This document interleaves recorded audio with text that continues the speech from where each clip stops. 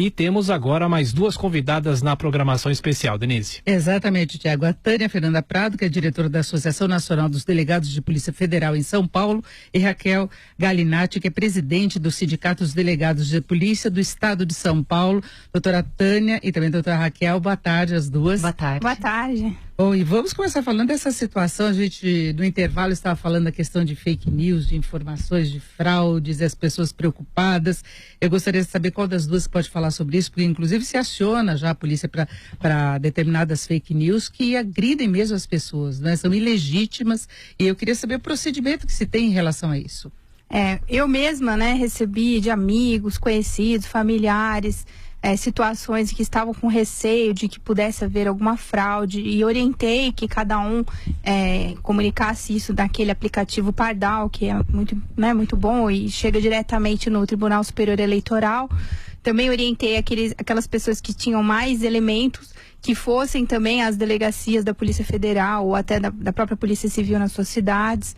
E vi também a rapidez com que isso vem sendo também encarado pela própria imprensa, porque colocam muitas imagens, filmagens e tal, e a imprensa prontamente vai atrás também das autoridades competentes e já detecta se aquela questão não é verdadeira, se aquilo é uma montagem. Então, realmente é um grande desafio, tanto para as instituições como para a própria imprensa e a sociedade ali vigilante, mas também numa situação bem difícil, porque é um fluxo muito grande de informação. A competência é realmente da Polícia Federal, os crimes eleitorais, só que de forma residual, onde não exista a sede da Polícia Federal, a Polícia Civil atua combatendo esses crimes eleitorais. E é importante até salientar que no estado de São Paulo, todas as delegacias, pelo menos eu posso falar nos departamentos aqui da capital, todas as delegacias têm um delegado de polícia de plantão e do Demacro também.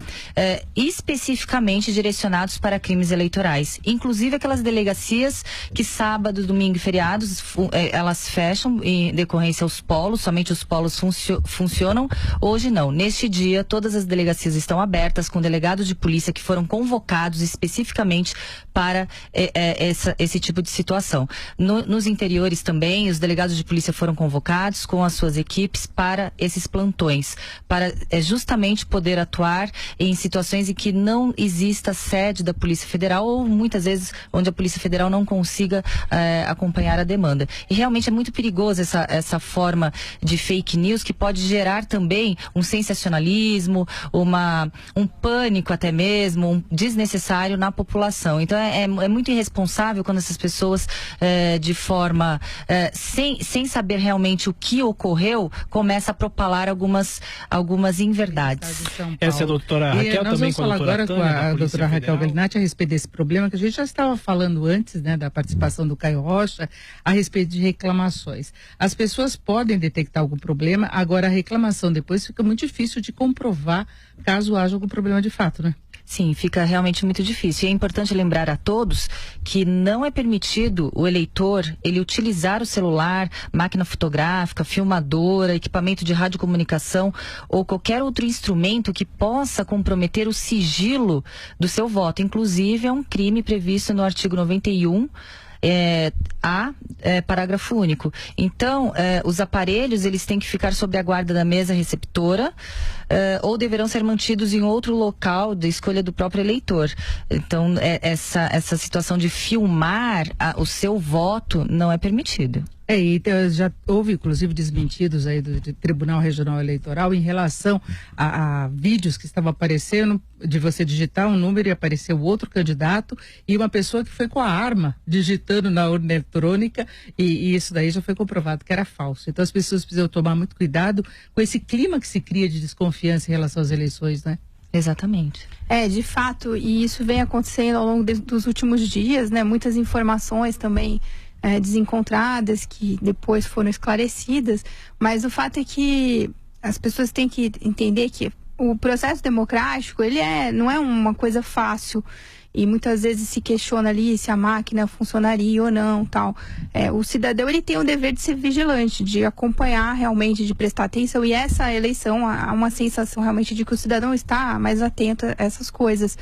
Mas, ao mesmo tempo, o cidadão deve ter uma responsabilidade também de checar as informações, não compartilhar qualquer coisa sem olhar nos sites sérios da imprensa ou até mesmo daqueles que desfazem os boatos, né?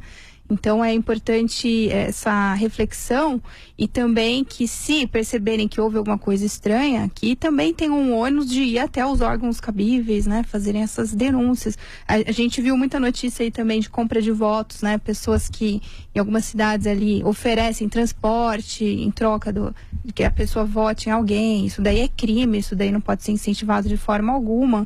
E quem souber disso também tem que denunciar, tirar fotos né, filmar alguma situação que esteja percebendo isso.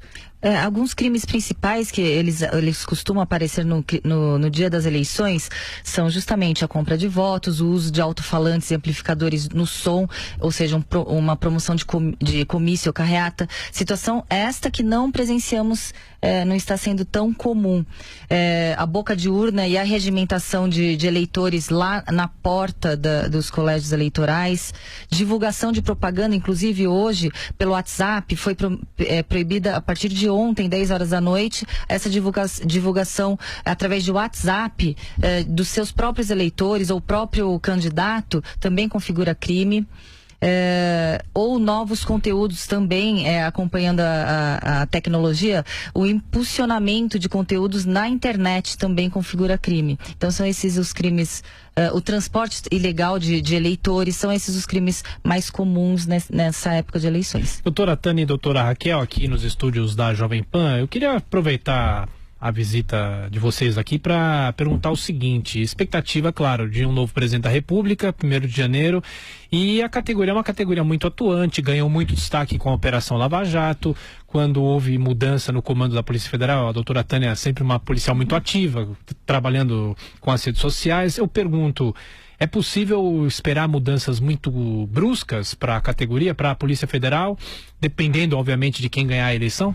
O que vocês esperam? Começando com a senhora, doutora Tânia. No âmbito da associação, também do nosso sindicato, nós discutimos muito isso, né? O que é que pode acontecer no próximo ano? Por um lado, nós temos uma Constituição que prevê como funciona todo o sistema de regras, o sistema de segurança pública. Agora temos essa novidade do SUSP também, que está previsto na legislação, determinando ali que os órgãos de segurança pública devem se integrar, e nós estamos vendo reflexo disso já nessa medida que é o Centro Integrado de Controle e Comando das Eleições, lá em Brasília, com desmembramento de todas as unidades da Polícia Federal, se integrando com Polícia Civil, Polícia Rodoviária, Polícia Militar e outros órgãos. Então, o que é uma proteção, né, que nós temos hoje é a Constituição. Então, claro, o povo pode clamar por uma nova Constituição ou mudança da Constituição. Isso é legítimo, mas o que se deve pensar também é aquilo que nós sempre defendemos: como que nós podemos proteger a Polícia Federal, evitar ingerências, independente de quem seja eleito agora ou daqui a 4 anos. A Polícia Federal precisa ter condições de trabalhar, e não somente na questão dos recursos, mas de não sofrer pressões, para que, caso uma investigação esteja caminhando no sentido, não haja um governante, um representante do poder que tente interferir. E nós vimos muito isso em algumas interceptações telefônicas que foram divulgadas ali, de pressão no anterior diretor-geral. Então, também é necessário pensar aí no mandato de diretor-geral, para que ele não possa ser trocado a qualquer momento ao sabor do governante. Então, são medidas muito importantes e, ao mesmo tempo, as outras instituições têm que respeitar cada um o seu papel, sua atribuição, porque pode haver realmente uma nova tentativa de misturar as funções policiais, quando na realidade nós temos polícia investigativa, que é a polícia judiciária. Então, nos estados é a Polícia Civil e federativamente é a Polícia Federal. E já a Polícia Militar, a Polícia Rodoviária faz a sua função, que é a prevenção ao crime, né? Eles estão nas ruas ali para evitar o crime, e se constatar alguma coisa, prende a pessoa e leva para a delegacia. Então são critérios, são coisas que estão na nossa Constituição, e que, se alguém mexer nisso, vai causar um reflexo, um enfraquecimento da própria Polícia Federal, das operações, das investigações. Então é importante proteger a Polícia Federal. Nós vamos continuar falando sobre isso, o papel da Polícia Federal, também as discussões que tem em relação ao papel da Procuradoria nas investigações, especialmente envolvendo políticos, crimes de corrupção. Mas agora temos chamado durante... Nós estamos com a Tânia Fernanda Prado, que é diretora da Associação Nacional dos Delegados da Polícia Federal em São Paulo, e Raquel Galinatti, que é presidente do Sindicato dos Delegados de Polícia do Estado de São Paulo. E falando sobre esse clima aí das eleições, eu queria saber como é que vocês veem a questão da participação da própria polícia, da procuradoria, alguns se manifestando favoravelmente a determinados candidatos. Então, da mesma forma que a gente viu a participação da Polícia Federal, das polícias de modo geral, né, do judiciário, muito mais presente depois da Lava Jato, a gente vê uma manifestação efetiva em relação às eleições. Eu gostaria de saber a opinião das duas. A participação daqueles que integram as instituições de Estado no processo democrático de eleições é o exercício da soberania da democracia. Então eu vejo muito salutar, de forma muito positiva. Ainda falando sobre as nossas expectativas daqueles que serão o chefe do executivo, tanto no âmbito federal como o chefe do executivo no âmbito do Estado, é muito importante que se atente até aquela frase histórica do Ulisses Guimarães, que ele diz que a Constituição Federal, você pode discordar, sim, você pode divergir, sim, descumprir jamais e afrontá-la nunca. Então é muito importante que saibamos que cada instituição de Estado tem a sua competência constitucional e agora é um compromisso também daquele chefe do executivo eleito pelo povo que ele fortaleça aquela instituição de Estado que hoje desencadeou todo um processo de desconstrução da corrupção enraigada que estava ali naqueles governos, por exemplo, a Polícia Federal, e que proporcione a mesma possibilidade que a Polícia Civil do Estado de São Paulo, que tem a mesma atribuição constitucional, que faça uma lava-jato também aqui no âmbito do Estado de São Paulo. Então, aqueles que forem eleitos, que eles tenham esse compromisso e esse dever com a população de fortalecer as instituições de Estado que protegem a soberania do país. E são vários anos de lava-jato, o que a gente percebe pelos sucessivos casos que vão aparecendo é que ainda há muito a ser investigado, denunciado e coisas que ainda tem que acontecer, que aparecer mesmo, né? Parece que ainda há muita estrutura de corrupção escondida na política brasileira, né? Inclusive, a Tânia até pode esclarecer melhor, e é interligado também com os estados. Essa corrupção no âmbito federal também é interligada à corrupção política também que está nos estados. Por isso que é muito importante o fortalecimento da Polícia Judiciária, que é a única que tem a competência constitucional de investigar estes crimes. Doutora Tânia. E também é sabido que não há somente a Lava Jato, há outras operações importantes que vão sendo deflagradas ao longo das semanas, né? Muitas vezes nós até brincamos aqui que tem colegas que vão 2 vezes por semana em operações e as pessoas não têm essa dimensão de como é isso também. Mas o fato é que São Paulo é um lugar que é o centro financeiro, né, de tudo. Então, muitas vezes um crime que é cometido em outro estado tem reflexos aqui, porque o dinheiro está escondido aqui, ou passou por aqui para ir para o exterior. Há uma conexão entre os crimes. Então, é importante também que a Polícia Federal tenha gente para conseguir fazer análise desses materiais, dessa parte de... Houve uma redução de pessoal? Nós tivemos uma redução, nós estamos com um déficit de mais ou menos de 26% do efetivo de policiais. E agora o concurso está em andamento, mas não visando a preencher todas essas vagas, mas menos da metade dessas vagas. Então, ainda há uma falta muito séria de efetivo e a Polícia Federal não quer abrir mão de suas atribuições, mas precisa ter gente ali trabalhando na ponta, né? E nós sabemos que também na fronteira há falta de pessoas, nos aeroportos, portos. Então, há muitas missões constitucionais que precisam ser desenvolvidas pela Polícia Federal. E não adianta também, né, querer inovar tanto na questão, como a gente já ouviu falar, de colocar a Polícia Federal para coordenar as outras polícias. Não, isso não é o papel da Polícia Federal. Cada polícia tem que receber recursos ali e tem que ser respeitado o que está na Constituição. A Polícia Federal tem que fazer aquilo que está como sua missão constitucional. E uma das mais importantes realmente é a parte de investigação. E é muito importante importante saber que muitas vezes a polícia de estado, a polícia judiciária, tanto federal como do estado de São Paulo, elas ficam sujeitas e à mercê vulneráveis a ingerências a ingerências de todos os campos, como ingerências políticas, sociais, econômicas. Então, aquele que investiga crime, ele não pode ficar sujeito nem vulnerável a ingerências políticas. Então, há necessidade de uma autonomia para que essa instituição possa investigar crime, independentemente de quem cometa esse crime e independentemente de qual crime seja. Olha, eu só queria reforçar, Denise, são 4h08, faltando 52 minutos para que as urnas se encerrem, que o período de votação termine. Tem, claro, muita informação sobre problemas. O Tribunal Superior Eleitoral, inclusive, acabou de informar que subiu para 964 o número de ocorrências com urnas. São urnas que foram trocadas no país. Minas Gerais e Rio de Janeiro tiveram mais casos, mas em relação a todas as urnas do país, são quase 500 mil urnas. E é um índice pequeno, 0,19%.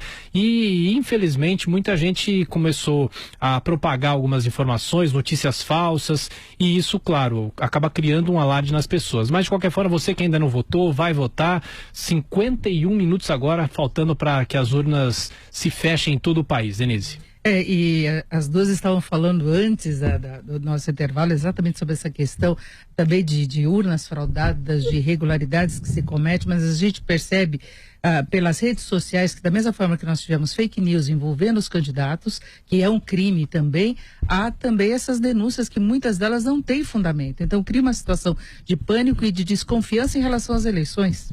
Exato. Então é muita irresponsabilidade, agora num processo extremamente importante que estamos de mudanças na própria política, que essas informações, inclusive podem até caracterizar informações criminosas, causem pânico e causem essa sensação na população de algo que está sendo manipulado, fraudado. Então é muito importante que denuncie se tem algo...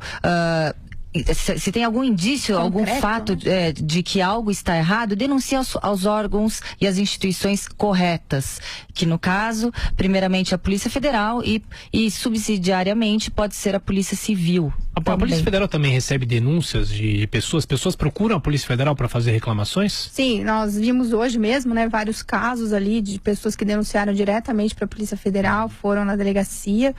E também agora com esse centro integrado, né, de comando das eleições, o fluxo de informação está muito mais rápido entre as unidades da Polícia Federal. Uhum. E isso também de uma forma transparente, e igualmente também acompanhando a segurança dos próprios candidatos, que também é uma atribuição da Polícia Federal. Então, ali nesse centro, eles também têm muito contato com o Ministério Público e com o próprio Tribunal, Justiça Eleitoral, Tribunal Eleitoral.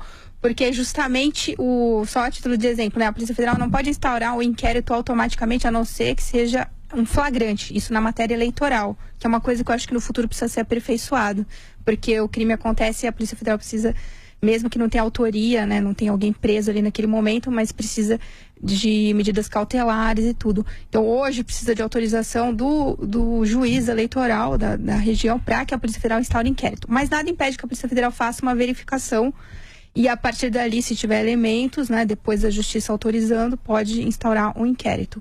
O procedimento qual que é, depois de apresentada a denúncia?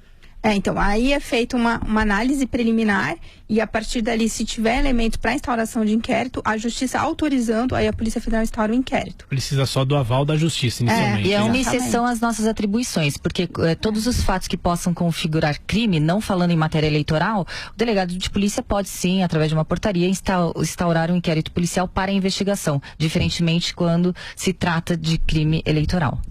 Perfeito, eu agradeço muito a participação da doutora Tânia Fernanda Prado, que é diretora da Associação Nacional dos Delegados da Polícia Federal em São Paulo. Doutora Tânia, muito obrigada. Obrigada. E também a Raquel Galinatti, que é presidente do Sindicato dos Delegados de Polícia do Estado de São Paulo. Doutora Raquel, muito obrigada. Muito obrigada. Uma ótima tarde.